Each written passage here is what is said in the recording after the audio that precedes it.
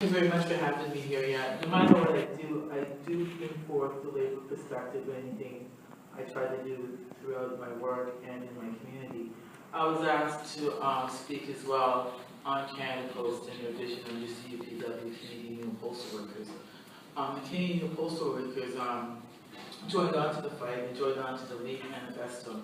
And matter of fact, when my first vice president asked me to speak on it, I didn't even realize what delivering community power was really about. But the more I learned about it, the more I tap into it. But one thing with the labor and even within their own is getting our own members and the community engaged in such an important fight when it comes to climate change.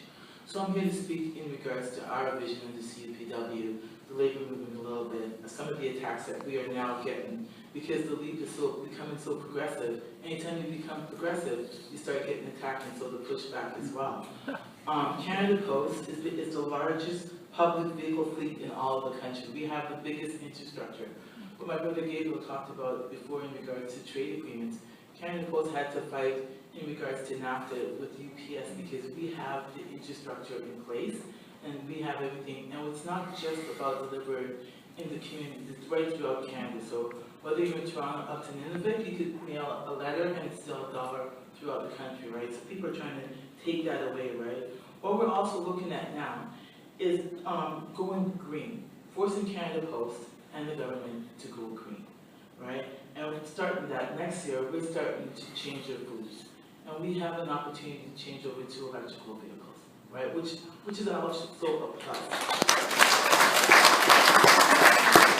When we change to electrical vehicles, it will mean that there will be charging stations throughout all of Canada, right? We have the largest retail infrastructure in all of Canada. We have more retail outlets than we have Tim Hortons, believe it or not, once you reach outside Toronto. So imagine that. So that would actually allow even the public to buy more electrical cars because you don't have to worry. In almost every community there will be a charging station, so you don't have to worry about your cars being left somewhere else. It makes sense. When Home Depot has one or two and some of the other retailers are starting this, it makes sense for us to push back and have it.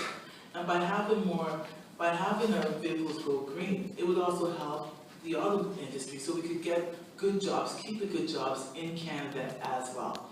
Along with that, we have solar panels on all our depots, on all our retail outlets. I was at the QP National Convention, Regional Convention last week, and I know Fred Hahn also tapped into this and said, why aren't all our schools have solar panels?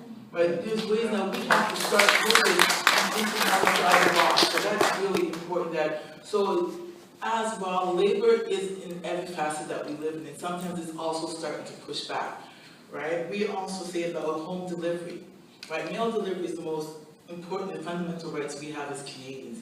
Canadian government, well, when Justin was elected, he said he would stop door to door, so he has stopped it. We're asking him now to restore everything that we've lost, because we know that home door-to-door delivery it helps reduce fossil fuels to our customers, as well as it helps reduce the CO2 emission, right?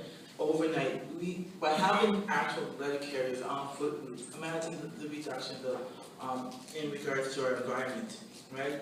The letter carriers are the eyes and ears of our community. We check in on the elder every day. Nobody knows you more other than your family than your the letter carrier. They can tell you what bills come when you're not there.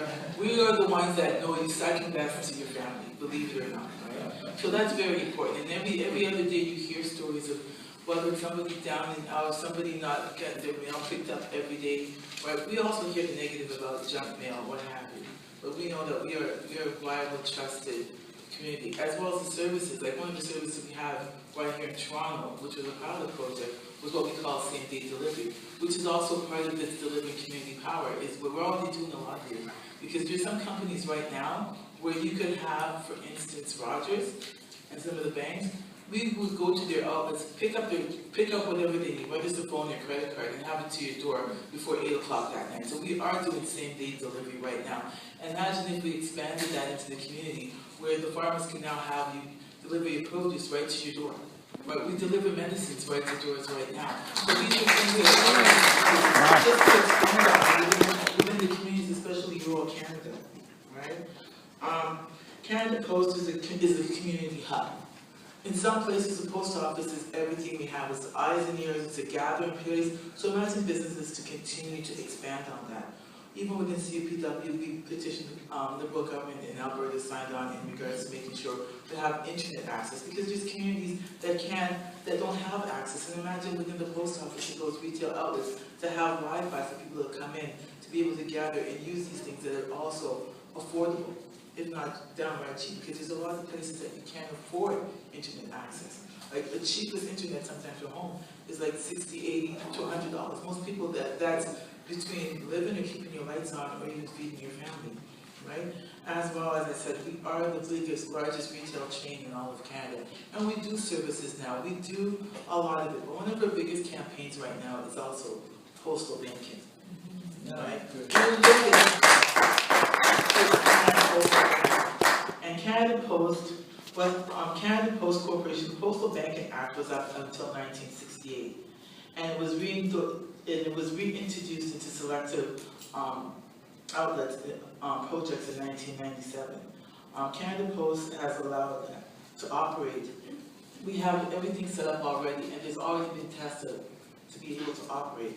I was in the United States over the weekend and I met with the American postal workers, and they're also having this fight in regards to postal banking, because what it means is actually bringing back postal banking to the community without the overhead costs of what big banks are costing. We do a lot of the services now. We do the money remittance, right? MoneyGram takes all that profit. Why should that profit come back to us? We hear Gabriel talk about the seasonal agricultural workers. They are getting pimped by Money Mart every day on MoneyGram, sending money home every week to their families. Why can't we provide the same service, even cheaper? If not at all. Almost 50 years later, the arrival of telephone and online banking and big banks are now closing a lot of the outlets over 10 years. Some of the statistics, 84% of Newfoundland communities do not have a bank or credit union. 65% of the Nova Scotian communities do not have that either, and it goes on and on. Only 54 Indigenous communities out of 615 in the entire country have a banking outlet. So imagine where all those retailers to be able to provide banking services now. Over 2 million Canadians use payday lenders with interest rates over 4,000%. That's millions of Canadians every day in municipals as well. The Bank of Montreal started a pilot project that provided banking services in Newfoundland Post Office in May 1997. The 2-year project was so successful that they actually expanded it to up to 2013, and it continues on and on. So now a lot of these big banks are saying, like, what is the pushback, right? Canada Post did an extensive study on postal banking back from 2009 to 2011. And what they did actually, it was successful, but they redacted everything. So they know that instead of it going out there to be delivered, they redacted it through Harper as well, that the public will not know exactly what the studies were, that it was actually more successful. It's actually a win-win proposal. It's win-win to keep the money into the community as well. Right? Canada Post shows us that banking services are there. As a result, more than 1,200 Canadian communities do not have a bank or credit union, but they do have a post office. Canada Post network of over 6,300 postal outlets is a perfect resource to fill the gap behind the bank enclosures in Canada Post. Canada's rural population also notes that the elder and urban population suffers the most. So we're out there and we continue to be out there. And when we look towards other countries throughout Norway, replaced diesel postal fleet with electric vehicles. It's being done, and we can't sit back and wait for things to happen. Like we're now going progressive. We need to continue to grow. When you look at United Kingdom, France, Brazil, Italy, they all have successful postal banks, as well as successful ATM. It's time for the government to give back to our community, our people, because you know what? Banking fees have gone from nothing to $1 to imagine $3. You're paying $3 on the tail end, because the people that are affected the most are the people that don't have the money. Yeah. We don't have $10,000 so we could forego an ATM fee. There's an ATM everywhere you go. So why can't we now, as a public, own this and say no? Because then we would be regulated, right? We have the power to continue to regulate what we need to regulate. As well, what we want to do is continue to make our economy greener. We want green jobs. So a couple of weeks ago, I was actually speaking in regards to keeping the jobs green, and people were saying, but the unions are against this. I think most unions are also for this because, as I said, it's also keeping good jobs in Canada. As I said, when we have those fleets, it will be with the CAW, with uniform, right?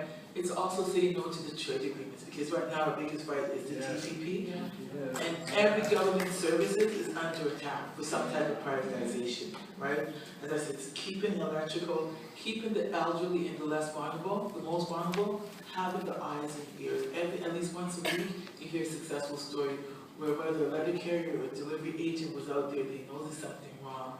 We had one the other day that was heard fighting the fires that people would not know.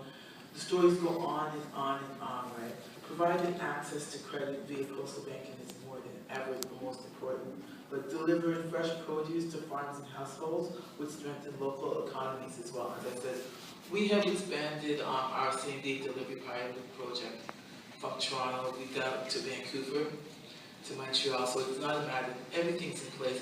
When we started the same-day delivery in Toronto, one of the biggest retailer that came out, the biggest pick of all was Walmart. Yeah. And we taught them how to basically do it, and then they took it away.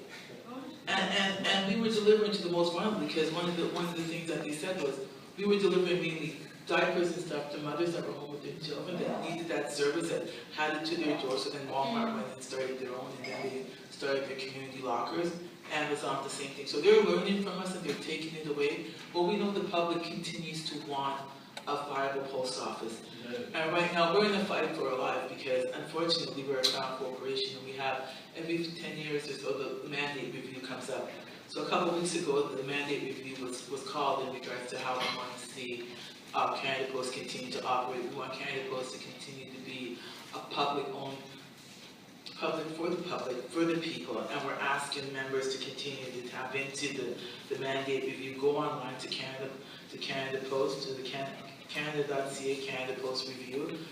We will be having public hearings and submissions, and when those are called, that we ask the community to continue to go out there and keep our post office public, and continue to push for a greener society, continue to push for Canada Post to have everything in place so we can continue to be green, because we have the infrastructure, we have everything in place, and we have the tools to keep it. It's achievable. It's not a dream. It's actually something that's already there. It's attainable. It's a pushback from us as well as our CEO. Thank you.